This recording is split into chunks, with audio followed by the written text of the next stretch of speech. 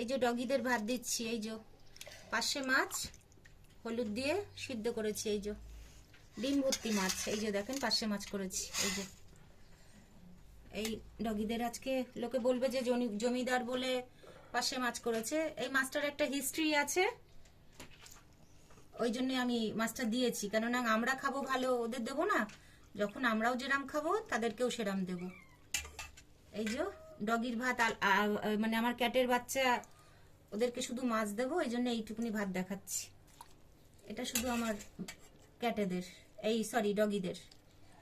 এই যে এটা দিয়ে ভাতটা মাখবো, এই একবারের ভাত, আবার দেবো রাতে।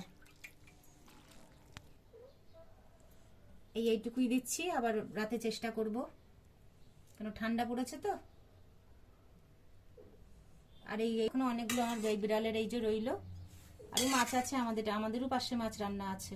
এই হয়ে যাবে আজকে, আবার কালকে আসছি।